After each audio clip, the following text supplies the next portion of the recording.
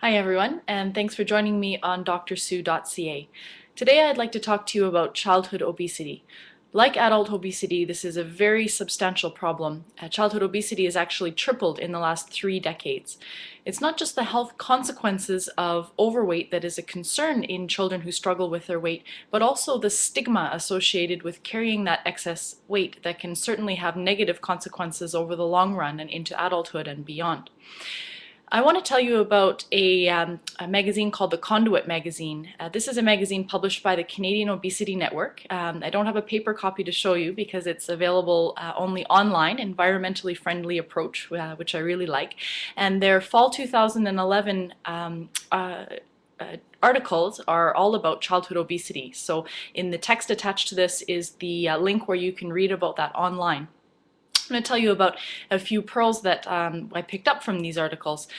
One thing they emphasize is the strong genetic tendency towards overweight in kids. So it's not just about how much they eat or how little they exercise. In fact, overweight and obese children who are female actually have the same amount of activity in a day than a normal weight girl does. So it doesn't appear that exercise, for example, is the dominating component, that it's actually about the genetic background.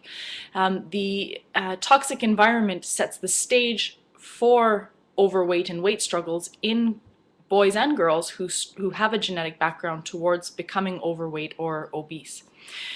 Only about 5% of Canadian children meet the physical activity guidelines that are recommended. And if you want to read more about those guidelines, that's on my website as well. So it's certainly true that we need to do things in our environment to help children who struggle with their weight in terms of making changes from a behavior perspective, food intake and exercise, etc. But we really need to recognize that there's a major genetic background that sets the stage for weight struggles in these children. So what can we do?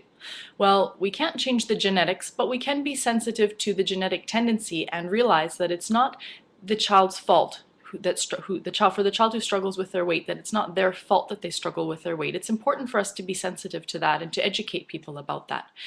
Now, we can change the toxic environment. So if you look at TV watching, children eat 167 calories per hour of time spent watching TV.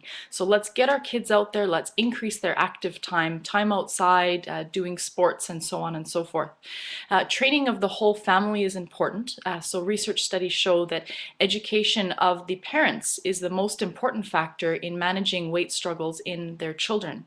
And for future generations, starting today, it's important to look at effects of certain elements of pregnancy on the developing fetus. So smoking in pregnancy increases the risk of overweight in that child later in life, as does overweight in the mother and many other risk factors as well.